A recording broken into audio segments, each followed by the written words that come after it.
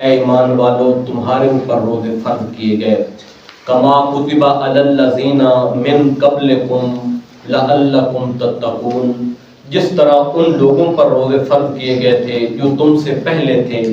روزے فرض کرنے کا مقصد ذکر فرمایا لعلکم تتقون، اے ایمان والو تاکہ تمہیں تقوی نصیب ہو، تم متقی بن جاؤ، تم رب کا قرب حاصل کر لو، تم اپنے رب کی بارگاہ کے اندر جب اپنا نذرانہ صوم پیش کرو گے، رب کائنات تمہیں اپنا قرب خاص نصیب فرما دیں گے۔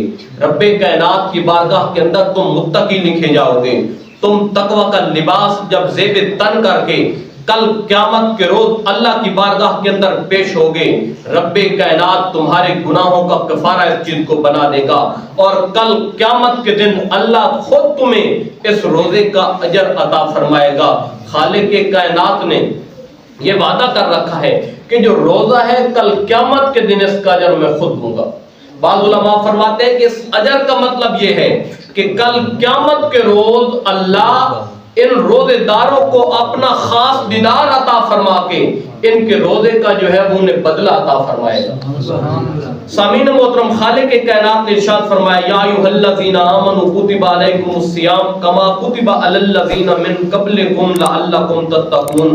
روزے فرض کرنے کا مقصد یہ تھا تاکہ تم متقی بن جاؤ، پرہیزگار بن جاؤ، اللہ کے نیک بندے بن جاؤ۔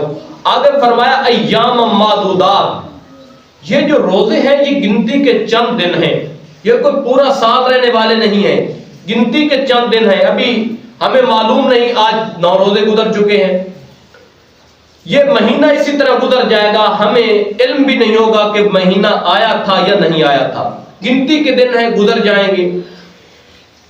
فمن کان منکم مریضا او علی سفر فعدۃ من ایام اخر، جو بندہ تم میں سے مریض ہو یا سفر پر ہو، وہ ان دنوں کے اندر یعنی رمضان کے اندر اگر کوئی بندہ مریض ہو جاتا ہے، کوئی سفر پر ہے، اگر وہ ان دنوں میں روزے نہیں رکھ سکتا تو رمضان کے بعد جتنے روزے اس کے رہ گئے ہیں وہ باقی دنوں میں ان کی قضا کر لے، اللہ ان کے روزوں کو قبول فرما لے گا۔ آگے فرمایا وَعَلَى الَّذِينَ يُطِيقُونَهُ فِدْيَةُ طَعَامُ مِسْكِين، اور وہ لوگ جو اسے بہت مشکل سے ادا کر سکیں تو ان کے ذمے ایک مسکین کا فدیہ ہے۔ اس کے بارے میں مفسرین کرام کی 2 رائے ہیں۔ مفسرین کرام کا ایک گروہ یہ کہتا ہے کہ جس طرح اسلام کا ایک طریقہ کار ہے کہ اسلام جب بھی اس نے کوئی حکم نازل کیا فوراً نہیں آیا، بلکہ شروع کے اندر ایستگی سے، مثال کے طور پر شراب کو لے لیں، پہلے اس کی کراہت کا حکم آیا، پھر حالت نماز کے اندر اس کو پینے سے روکا گیا، اور اس کے بعد اس کی حرمت کا حکم نازل ہوا۔ اسی طرح مفسرین کا ایک گروہ یہ کہتا ہے کہ شروع کے اندر جب اللہ نے روزوں کا حکم نازل فرمایا تو خالق کائنات نے فرمایا جو بندہ تم میں سے روزے رکھ لے وہ روزہ رکھے، جو روزے کو مشکل گردانے کے روزہ مشکل ہے تو وہ بندہ فدیہ دے دے۔ ایک مفسرین کا یہ نقطہ نظر ہے۔ دوسرے یہ کہتے ہیں کہ اس سے مراد یہ نہیں کہ اس وقت کا حکم تھا، اس سے مراد یہ ہے کہ اگر آج کوئی بندہ مریض ہے، لاچار ہے، اتنا سخت بیمار ہے کہ اگر وہ روزہ رکھے گا، مثال طور پر اس کو دل کا مسئلہ ہے، گردے کا مسئلہ ہے، اگر وہ روزہ رکھے گا، دن کے وقت پانی نہیں پیے گا یا کھائے گا نہیں، اس کی بیماری بڑھ جائے گی، اس کی موت کا خطرہ ہے، تو اس صورت میں بندہ روزہ نہ رکھے اور اس کو بعد جب یعنی کہ ٹھنڈے دن آ جائے ان دنوں کے اندر ان روزے کی جو ہے وہ قضا کر لے۔ اگر وہ مریض ہے، مسافر ہے، تو شریعت نے اس کو رخصت دے رکھی ہے کہ وہ ان دنوں کے اندر روزہ نہ رکھے، بعد میں رکھ لے۔ دوسرا گروہ جو ہے وہ یہ کہتا ہے کہ اس سے مراد یہ نہیں کہ جس بندے کی مرضی آئے وہ رکھے، جس کی مرضی آئے نہ رکھے، فدیہ دے دے، یہ حکم نہیں ہے، بلکہ اس سے مراد یہ ہے کہ جو بندہ کمزور ہے، جو بہت نحیف ہے، زیادہ کمزوری اس کے اوپر غالب آ چکی ہے، وہ بندہ روزہ نہ رکھے، اس کے بدلے میں فدیہ دے دے۔ اب اس کے درمیان حضور امت جسٹس پیر محمد کرم شاہ الازہری فرماتے ہیں کہ جو پہلی مفسرین کا گروہ ہے ان کا جو مقصد ہے، انہوں نے جو تفسیر بیان کی تھی، انہوں نے اسلام کی منشا کے مطابق، یعنی جس طرح اس قرآن کا نزول ہوا قرآن کے احکامات جس ترتیب سے نازل ہوئے، پہلے آسانی کے بعد پھر تنگی کی طرف، تنگی تو نہیں یعنی کہ پہلے کیونکہ آزاد تھے، روزے نہیں رکھتے تھے، تو جب روزوں کا حکم آیا تو اب ان کے لیے مشکل تو تھا جو سارا دن کھائے پیے، پھر اگر ہو سکتا تھا کچھ لوگ کہیں ہم روزہ نہیں رکھتے تو پہلے اختیار دیا کہ جو چاہے رکھ لے جو چاہے نہ رکھے، لیکن اب یہ حکم ساقط ہو چکا ہے، اب کسی بندے کے لیے یہ اجازت نہیں کہ وہ چاہے تو روزہ رکھ لے اور اگر چاہے تو اس کا فدیہ دے، اب یہ کسی بندے کے لیے اس کے اختیار پہ نہیں چھوڑ دیا گیا۔ اگر کوئی بندہ طاقتور ہے روزہ رکھ سکتا ہے، وہ روزہ رکھے گا، اگر نہیں رکھے گا تو گناہگار ہوگا، فدیے سے اس کا جو قضا ہے وہ کافی نہیں ہوگی۔ ہاں اگر کوئی مریض ہے تو اس بندے کے لیے رخصت ہے کہ وہ اس کا فدیہ دے دے اور روزہ نہ رکھے۔ آگے فرمایا کہ فمن تطوع خیرا فهو خیر له، اور جو بندہ خوشی سے زیادہ نیکی کرے، یعنی کہ اگر کوئی بندہ ایک مسکین کا فدیہ دیتا ہے یا اس سے زیادہ دے تو، کیونکہ اس مہینے کے اندر اگر کوئی بندہ نفلی کام بھی کرتا ہے تو اللہ اس کے فرض کے برابر کا ثواب عطا فرماتا ہے۔ آگے فرمایا وَأَن تَصُومُوا خَيْرٌ لَكُمْ إِن كُنتُمْ تَعْلَمُونَ، اور تمہارا روزہ رکھنا یہ زیادہ بہتر ہے۔ اگر کوئی بندہ حالت سفر کے اندر ہے یا بیمار ہے، وہ اگر روزہ رکھ لے تو اس کے لیے زیادہ بہتر ہے، لیکن اگر جان جانے کا خطرہ ہو تو پھر روزہ نہ رکھنا یہ زیادہ بہتر ہے۔ اگر جان جانے کا خطرہ نہ ہو، صرف سفر کے اندر، اب جس وقت یہ قرآن کریم نازل ہوا اس وقت اور آج کے سفر کے اندر زمین و آسمان کا فرق ہے۔ وہ سفر جو سفر شرعی کہلاتا ہے 3 دن 3 رات کا سفر ہے، آج وہ سفر ہم 1 گھنٹے کے اندر بھی طے کر لیتے ہیں، لیکن شریعت کا حکم وہی ہے، یہ نہیں کہ آج بھی ہم اگر سفر 3 دن 3 رات کریں تب جا کر سفر شرعی بنے گا، نہیں۔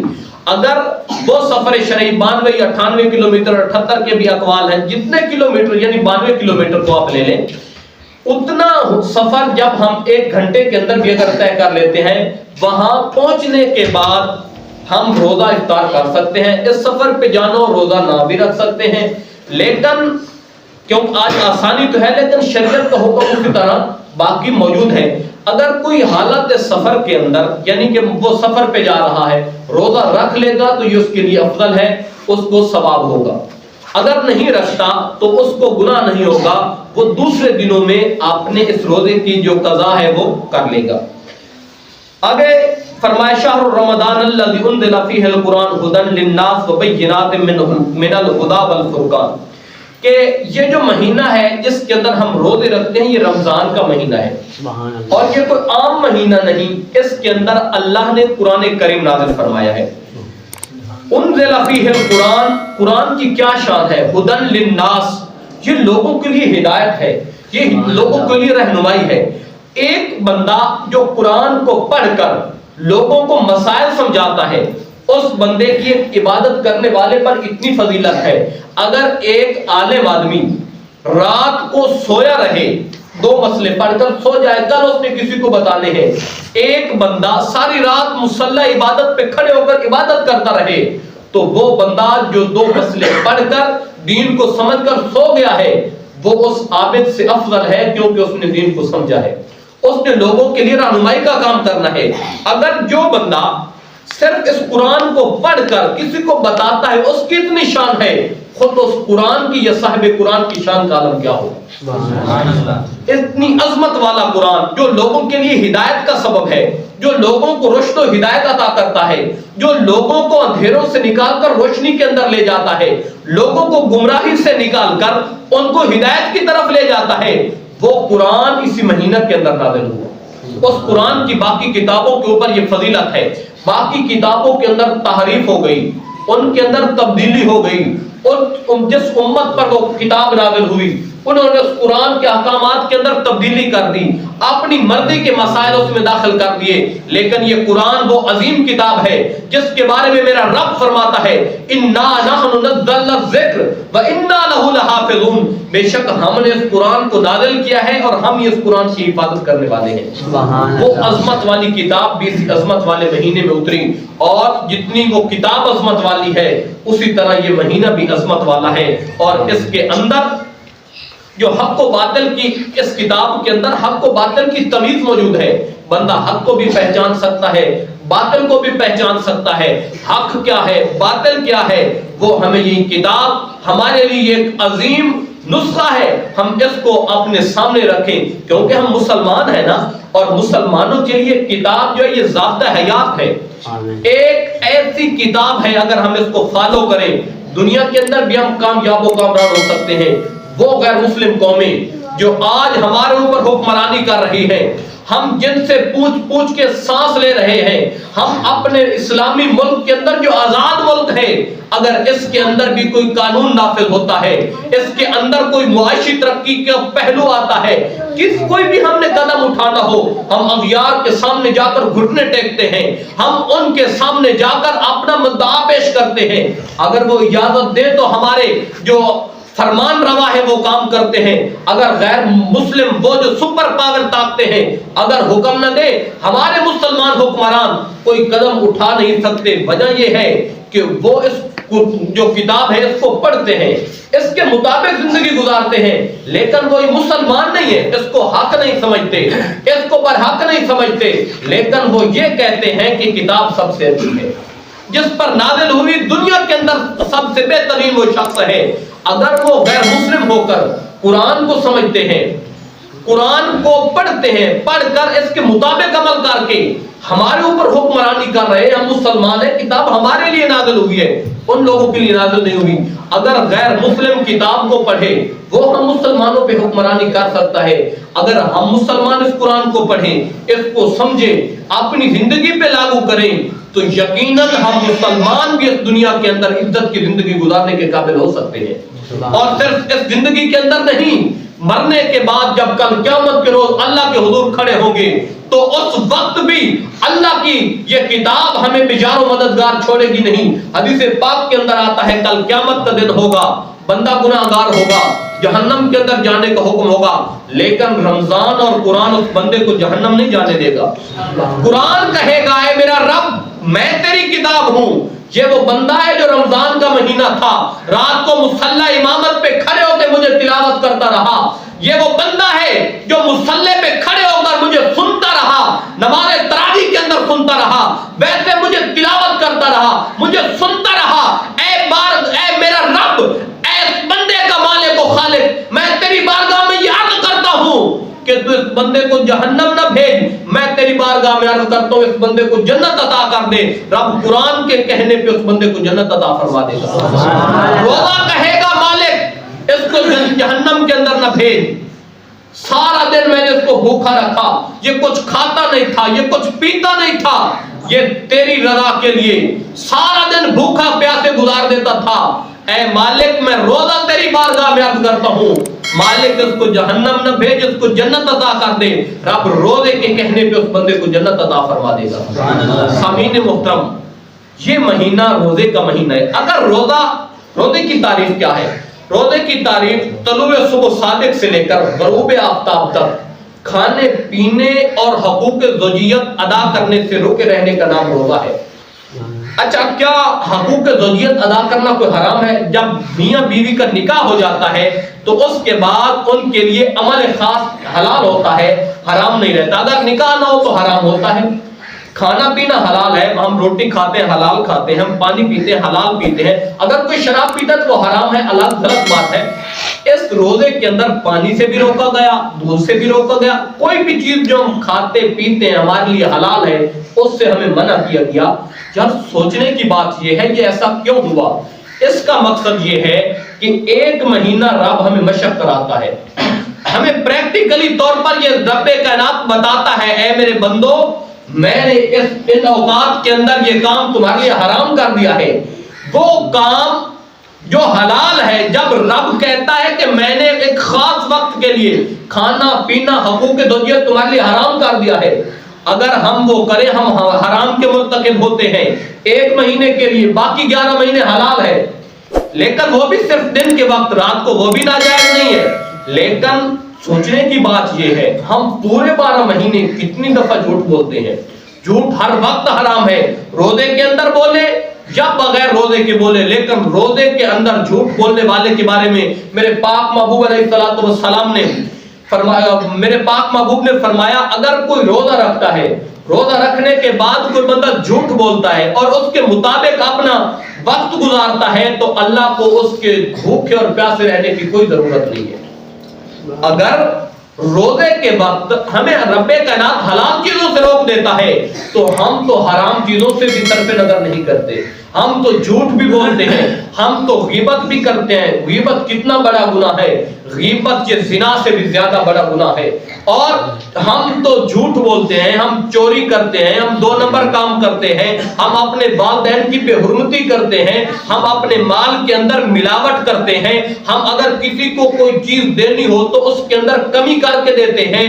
اب اگر رمضان کا مہینہ آتا ہے، قیمتوں کے اندر اضافہ ہو جاتا ہے، ہم مسلمان ہیں، ہمیں چاہیے تو یہ تھا، ہماری حکومت کو، ہماری عوام کو یہ چاہیے تھا جو صاحب استطاعت ہیں کہ وہ قیمتوں کے اندر کمی کرتے تاکہ وہ غریب لوگ جو روزہ رکھتے ہیں افطاری کے لیے اچھی افطاری کا سامان خرید سکے۔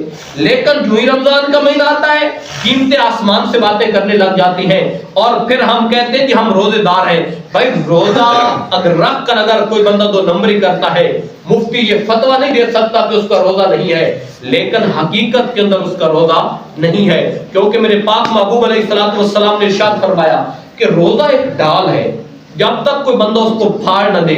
ڈال میدان جنگ کے اندر مخالف کا وار روکنے کے لیے استعمال کی جاتی تھی۔ محبوب نے فرمایا کہ روزہ ڈال ہے، جب تک وہ اس کو پھاڑ نہ دے۔ صحابہ نے عرض کی یا رسول اللہ کوئی کیسے ڈال کو پھاڑ سکتا ہے؟ پاک محبوب نے ارشاد فرمایا جب کوئی بندہ روزہ رکھتا ہے پھر ایسا کام کرتا ہے جو روزے کے خلاف ہوتا ہے تو گویا وہ اس ڈال کو پھاڑ رہا ہے۔ یعنی ہم روزہ رکھیں، اس طرح رکھیں کہ روزہ کا مقصد پورا ہو۔ روزے کا مقصد رب کہتا ہے لعلکم تتقون، تاکہ تم تقوی حاصل کرو، تاکہ تم متقی بن جاؤ، تاکہ تم پرہیزگار بن جاؤ۔ رب اس لیے روزے نہیں، رب یہ نہیں کہتا کہ میرا بندہ بھوکا رہے، میرا بندہ پیاسا رہے، میرا بندہ تکلیف کے اندر رہے۔ اس لیے رب نے یہ روزے فرض نہیں کیے، بلکہ رب کے روزے فرض کرنے کا جو مقصد ہے وہ یہ ہے کہ بندہ تقوی اختیار کرے، بندہ نیک بن جائے، بندے کو اللہ کا قرب مل جائے۔ اب اگر بندہ روزہ رکھ کر توڑ دیتا ہے، جان بوجھ کر توڑتا ہے، تو اس کے لیے قضا بھی ہوگی، کفارہ بھی ہوگا۔ قضا یہ ہے کہ وہ روزہ جو بندے نے توڑا ہے رمضان کے بعد پھر وہ روزہ رکھے گا، یہ ہے اس کی قضا۔ کفارہ یہ ہے کہ بندے نے جان بوجھ کر روزہ توڑ دیا، پھر اس کے ذمہ کفارہ بھی ہوگا۔ کفارہ یہ ہے کہ سب سے پہلے تو وہ غلام آزاد کرے۔ قرآن کے اندر اس کی قید نہیں، وہ مسلمان ہو یا کافر ہو، مرد ہو یا عورت ہو، چھوٹا ہو یا بڑا ہو، کوئی قید نہیں، مطلق ہے۔ اور المطلق یجری علی اطلاق، مطلق اپنے اطلاق پہ جاری رہتا ہے۔ آج کے دور کے اندر غلام والا سسٹم نہیں، غلامی والا دور نہیں ہے۔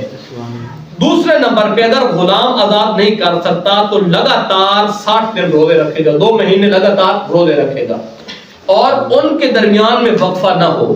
یعنی اگر اس نے روزے ایسے وقت میں رکھے کہ جس طرح کے عید الفطر کے دن روزہ رکھنا درست نہیں ہے، اس دن روزہ نہیں رکھنا چاہیے۔ اگر وہ 2 مہینے لگاتار روزے رکھ رہا تھا، اس دوران عید رمضان والی عید آ گئی یعنی عید الفطر آ گئی، یا عید قربانی والی جو عید ہے وہ آ گئی، اس 4 دن جو ہے وہ روزہ رکھنا درست نہیں ہے۔ ان دنوں کے اندر اگر یعنی 2 مہینے جو تھے ان کے دوران یہ عیدیں آ گئیں تو اس صورت میں اس نے جتنے روزے پہلے رکھے تھے کفارے کے وہ ساقط ہو جائیں گے، پھر نئے سرے سے اس کو 2 مہینے یعنی 60 دن الگ روزے پھر نئے سرے سے رکھنا ہوں گے۔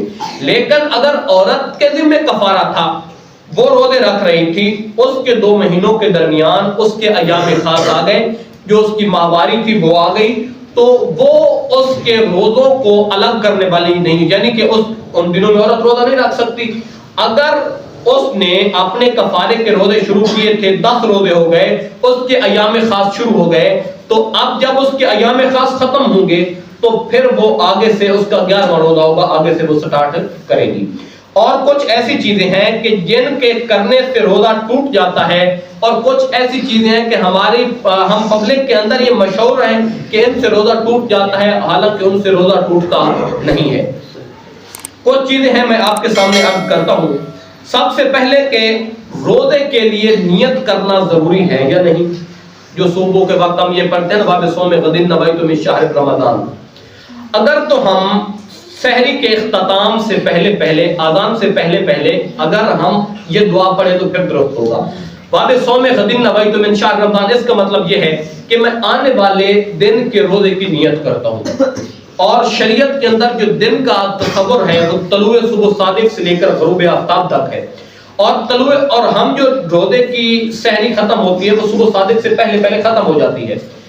جب صبح صادق طلوع ہوتی ہے تو اس کے بعد سحری کا وقت ختم ہو جاتا ہے. اگر ہم اور جو نیت ہے، نیت مطلقاً دل کے ارادے کا نام ہے. کچھ بندے یہ کہتے ہیں کہ اگر کسی نے نیت نہیں کی تو اس کا روزہ درست نہیں ہوگا. یہ درست بات نہیں ہے. اگر زبان سے نیت نہ کی، دل کے اندر نیت کا ہونا ضروری ہے. اگر نیت نہ، مثال طور پر ایسے ہی سحری کر لی، بالکل اس کی روزے کی نیت نہیں ہے، بھوکا پیاسا رہا تو اس کا روزہ نہیں ہوگا. لیکن اگر اس نے سحری کے وقت اس کی دل میں یہ تھا، نیت میں یہ تھا کہ میں روزہ رکھ رہا ہوں، پھر اس کی نیت درست ہوگی. اگر زبان سے نہ بھی کہا روزہ درست ہو جائے گا. لیکن زبان سے نیت کر لینا مستحب ہے. اور مستحب کی تعریف میں نے شروع میں آپ کو گزارش کی تھی جس دن فقہ کے مسائل شروع ہوئے تھے کہ مستحب وہ ہوتا ہے کہ اگر کر لیں تو بھی بہتر ہے، نہ کریں تو بھی بہتر ہے، اس میں کوئی حرج، لیکن اس طرح کرنا زیادہ بہتر ہوتا ہے. آگے کہ یعنی زبان سے نیت کرنا ضروری نہیں ہے، مستحب عمل ہے. اگر نہ بھی کی تو روزے پہ اس کا کوئی اثر نہیں ہوگا، روزہ درست ہو جائے گا.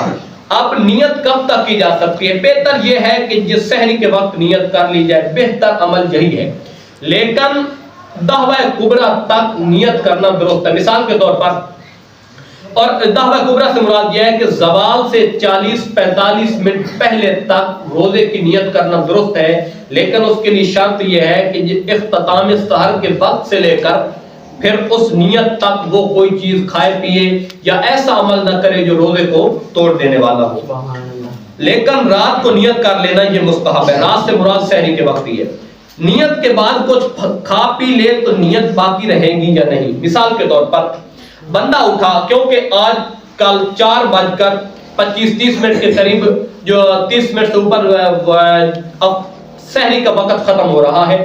بندہ اٹھا، اس نے 4 بجے سے پہلے اپنی سحری مکمل کر لی، اس نے روزے کی نیت کر لی. اب جو ہے سحری کا وقت باقی ہے. اب نیت کرنے کے بعد کیا وہ کھا پی سکتا ہے یا نہیں کھا پی سکتا؟ اختتام سحر کے وقت کے ختم ہونے سے پہلے وہ کھا سکتا ہے. اس کی نیت وہی پہلے والی کافی ہوگی. لیکن سحری کا وقت کھانے کے ختم ہونے کے بعد اگر کھائے گا تو پھر اس کا روزہ نہیں رہے گا، اس کا روزہ ٹوٹ جائے گا. لیکن نیت پہلے کر لی، وقت سحری کا باقی تھا، اس کے بعد کھا لیا تو اس کی پہلے والی نیت کافی ہے. ہاں اگر وہ کہے گا میں نے روزہ نہیں رکھنا تو پھر اس کا روزہ نہیں ہوگا. اگر نیت اس کی پہلے والی ہے کہ میں نے روزہ رکھنا ہے تو اگر وقت کے اندر اس نے کھا لیا تو پہلے والی نیت بھی کافی ہوگی اور اس کا روزہ بھی درست رہے گا. آگے اگر کوئی بندہ روزہ توڑنے کی نیت کرتا ہے تو اس کا روزہ ٹوٹے گا یا نہیں ٹوٹے گا؟ مثال کے طور دن کے وقت وہ کہتا ہے کہ میں روزہ توڑ رہا ہوں، صرف نیت کرتا ہے، توڑتا نہیں. مثال کے طور پر وہ کھاتا نہیں، پیتا نہیں، حقوق ضروریت ادا نہیں کرتا، یا اس کے علاوہ کوئی بھی ایسا کام نہیں کرتا جو روزے کو توڑ دیتا ہے. صرف نیت کرنے سے روزہ نہیں ٹوٹے گا، لیکن ایسا کرنا گناہ ہے. اس کی مثال یہ ہے کہ اگر کوئی بندہ نماز کے اندر ہے اور وہ نماز سے توڑنے کے لیے وہ کلام کرنے کی کوشش کہتا ہے کہ میں نماز سے نکلنے کے لیے کلام کرتا ہوں، لیکن کلام کرتا نہیں تو اس کی نماز نہیں ٹوٹتی. اگر کلام کر لے گا دوران نماز اس کی نماز ٹوٹ جائے گی. اسی طرح اگر وہ روزہ توڑنے کی نیت کرتا ہے لیکن توڑتا نہیں تو اس کا روزہ نہیں ٹوٹے گا، لیکن ایسا کرنا گناہ ہے. اچھا، کیا بندہ سحری کے وقت صرف نیت نہ کرے، سحری نیت ہو جاتی ہے، یعنی سحری اس نیت کے ساتھ کرے میں نے روزہ رکھنا ہے، اس کے ساتھ نیت ہو جائے گی یا نہیں ہوگی؟ جب بندہ اس نیت کے ساتھ سحری کھاتا ہے کہ میں روزہ رکھنے کے لیے سحری کھا رہا ہوں تو اس سے الگ نیت کی ضروری نہیں، بلکہ وہی سحری جو روزے کی نیت سے کھا رہا ہے وہی سحری کھانا ہی اس کی نیت کی طرف سے کفایت کر جائے گا. ایک مسئلہ کہ اگر 29 شعبان کو چاند نظر نہ آئے رمضان کا، اگلے دن اور مطلب بھی ابر آلود ہو، بادل وغیرہ ہو، تو اگر تو مسئلہ صاف ہو تو پھر تو اگلا دن 30 شعبان کا، اس میں کوئی دوسری رائے نہیں ہے۔ اگر چاند نظر نہیں آیا، موسم بھی خراب ہے، تو اس صورت میں جو 30 شعبان کا روزہ بنے گا، حکومت کی طرف سے بھی اعلان نہیں کیا گیا، یا پرانے دور جس طرح کے حکومت اعلان یعنی کہ ہر بندے تک اعلان نہیں پہنچ سکتا تھا، اس وقت اس کو کہتے ہیں یوم شک، یعنی کہ یہ شک ہوتا ہے یہ 30 شعبان ہے یا یکم رمضان ہے۔ اس دن اس نیت کے ساتھ روزہ رکھنا کہ اگر رمضان ہوا تو رمضان کا روزہ، اگر شعبان ہے تو نفلی روزہ، اس طرح وہ روزہ رکھنا مکروہ ہے۔ اس کے لیے بہتر حل یہ ہے کہ بندہ کہے رمضان ہے یا جو بھی ہے، بلکہ میں نفلی روزہ رکھ رہا ہوں، اور مکمل نیت ہو کہ میرا رمضان کا روزہ نہیں نفلی روزہ ہے، تو پھر اس طرح رکھنا درست ہے۔ اور اگر وہ بندے کی روٹین ہے کہ وہ ایک مہینے کے اندر 2 دن روزے رکھتا ہے، سوار کو یا سوار جمعرات کو رکھتا ہے، اور قدرتاً وہ جس ترتیب کے ساتھ رکھتا ہے وہی دن 30 شعبان کو آ گیا، یوم شک بنتا ہے، تو اس دن اس بندے کے لیے روزہ رکھنا مکروہ نہیں ہوگا، اس کے لیے روزہ رکھنا درست ہوگا۔ اور اس کے علاوہ ہر وہ چیز جو بندے کے دماغ یا پیٹ تک پہنچنے والی ہے وہ بندے کے روزے کو توڑ دیتی، یعنی کوئی چیز ایسی بندہ کھا لیتا ہے، پی لیتا ہے، یا کسی طریقے سے بندے کے دماغ بندہ ناک کے ذریعے داخل ہو کر بندے کے دماغ تک پہنچ جاتی ہے، پیٹ تک پہنچ جاتی ہے، تو وہ بندے کے روزے کو توڑ دینے والی ہے۔ اگر بندہ جان بوجھ کر روزہ توڑے گا تو اس صورت میں قضا بھی ہوگی، کفارہ بھی ہوگا، اور اگر بھول کر روزہ ٹوٹ گیا تو اس صورت میں صرف قضا ہوگی، کفارہ نہیں ہوگا۔